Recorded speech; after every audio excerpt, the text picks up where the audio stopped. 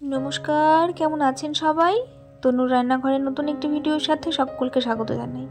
আজ আমি দেখাবো নিরামিষ আলুর পরোটা। চলুন তবে শুরু করি।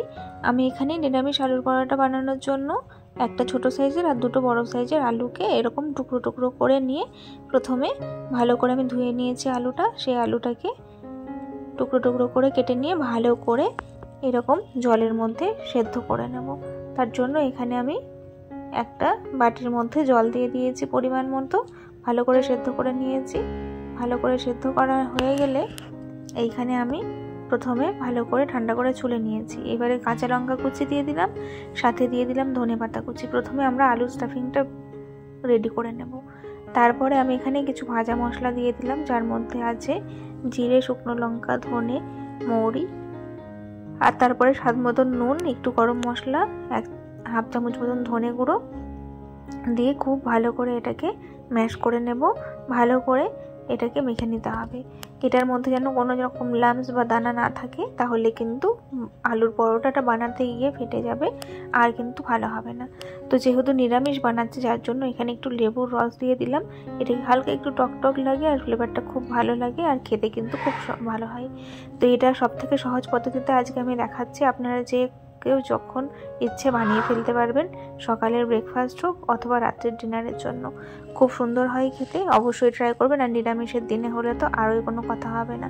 তো এরপরে আমি এখানে 2 কাপ মতন ময়দা নিয়ে নিয়েছি, হাফ চামচ মতন দিয়ে দিলাম নুন, আর 3 চামচের মতো আমি দিয়ে দিয়েছি ভেজিটেবল অয়েল বা সাদা তেল। তারপরে এখানে আমি দিয়ে দিলাম জোয়ান। যেহেতু নিরামিষ করব, তার জন্য 1 চামচ জোয়ান দিয়ে দিয়েছি। জোয়ানটা দিলে না একটা অন্যরকম ফ্লেভার হয় আর খেতে ভালো লাগে। আপনারা ট্রাই করবেন, আশা করি আপনাদেরও খুব ভালো লাগবে, পছন্দ হবে। তো এখানে এবারে সামান্য একটু এটাকে ময়াম দিয়ে নিয়েছি। তারপরে আমি অল্প অল্প করে জল মিশিয়ে ভালো করে, যতটা জল প্রয়োজন হবে এইরকম করে কিন্তু আমি ময়দার ডোটা বানিয়ে নেব। তো খুব ভালো করে মাখতে হবে, খুব বেশি পাতলা হবে না আর খুব বেশি মোটাও হবে না, যেহেতু পরোটাটা, সেই জন্য কোয়ান্টিটিটা বুঝে এখানে মাখতে হবে। ময়দাটা নিতে হবে আর তার সাথে কিন্তু আমি এখানে একটু সাদা তেল দিয়ে এটাকে আবারও একটু 5 মিনিট মতন এরকম করে ভালো করে হাতে প্রেসার দিয়ে মেখে নেব। তো আমি এখানে 2 কাপ ময়দা নিয়েছিলাম। 2 কাপ ময়দা থেকে কিন্তু আমার এখানে 7 পিস লেচি আমার কেটে নিয়েছি। এটাকে এবারে খুব ভালো করে আমি কিছুক্ষণের জন্য রেস্টিংয়ে রেখেছিলাম। তারপরে এইভাবে হাতের সাহায্যে কিন্তু ধীরে ধীরে একটু মোটা করে এরকম করে প্রথমে একটু জায়গা করে স্প্রেড করে নেব। তারপরে এখানে প্রয়োজন মতন আলুর পুর আমি দিয়ে দেব। দিয়ে এটাকে খুব ভালো করে কিন্তু মুড়তে হবে, কোনোভাবেই যেন বেরিয়ে না আসে সেটার খেয়াল রাখতে হবে।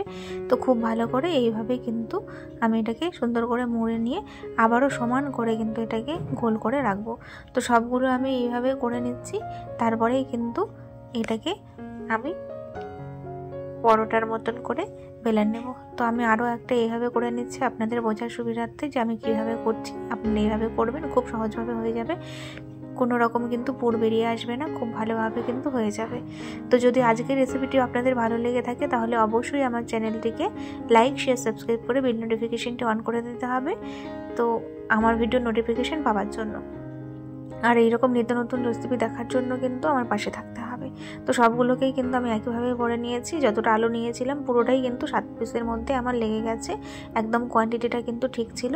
তো এবারে সামান্য একটু ময়দা নিয়ে এইভাবে হালকা করে প্রথমে একটু প্রেসার দিয়ে, যতটা কম প্রেসার দেওয়া যায় সেই রকম করে একদম আলতো হাতে কিন্তু ভালো করে গোল করে বেলে নিলেই রেডি হয়ে যাবে আমাদের আলুর পরোটা।